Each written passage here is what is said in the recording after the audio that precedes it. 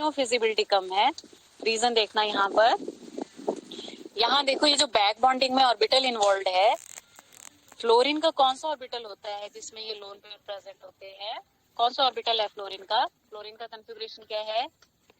Fluorine Z9 होते हैं as lone pair. ये हो गया आपकी लोन पेयर, और ये जो है आपका ये हो गया बॉन्ड पेयर। ठीक है, तो ये जो लोन पेयर है ये किस ऑर्बिटल में है? 2p ऑर्बिटल में।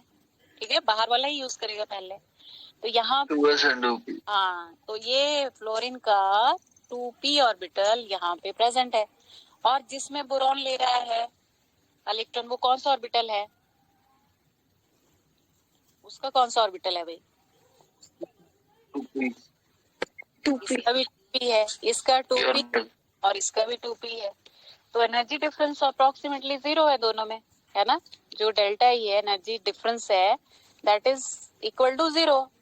तो जितना कम एनर्जी गैप हो ओवरलैपिंग ऑर्बिटल के बीच में, बॉन्डिंग उतनी बढ़िया होती है।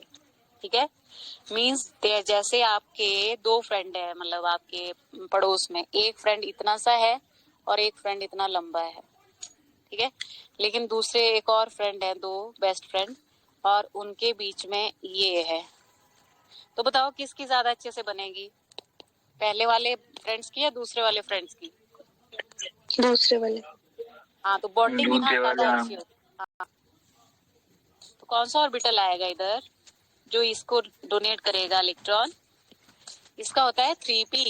ठीक है, और इसका है 2p। तो यहाँ डिफरेंस बढ़ना शुरू हो गया, डिफरेंस आना शुरू हो गया।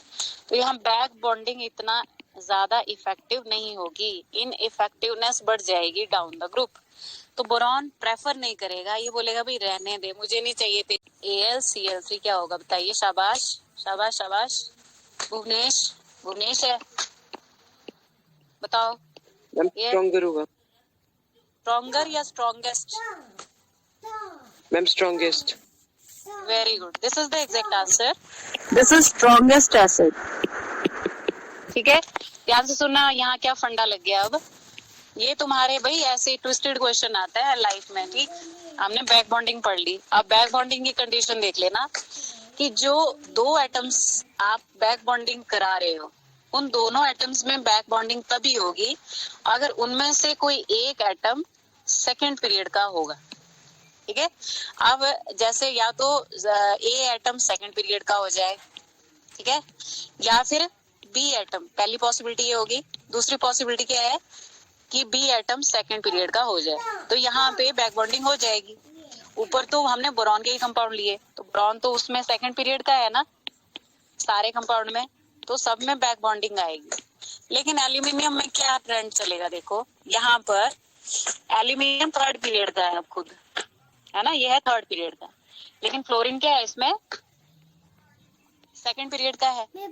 यहाँ पर ये थर्ड का है, ये भी थर्ड पीरियड का है, ये थर्ड फोर्थ। अब मुझे बताओ बैक बॉन्डिंग कहाँ पर आएगी,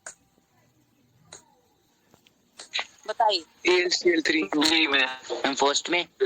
ये बैक बॉन्डिंग को ना पी करके लिखते हैं। ठीक है, back bonding possible only three, but बाकी केसेस में बैक बॉन्डिंग नहीं होगी, नो बैक बॉन्डिंग। अगर बैक बॉन्डिंग नहीं है तो जो पहले आपने आंसर दिया था इलेक्ट्रोनेगेटिविटी को देखना है सिर्फ, तो इलेक्ट्रॉन डेफिशिएंट करेक्टर आप, क्योंकि कोई इसको एल्यूमिनियम को इलेक्ट्रॉन नहीं देने वाला है, साइड वाले एटम ने भी मना कर दिया। साइज है 3p ऑर्बिटल बड़े साइज का है, साइज जैसे बढ़ता है तो ओवरलैपिंग इनइफेक्टिव हो जाती है, इसलिए सेंट्रल एटम या साइड वाला एटम कोई एक होना चाहिए सेकंड पीरियड का।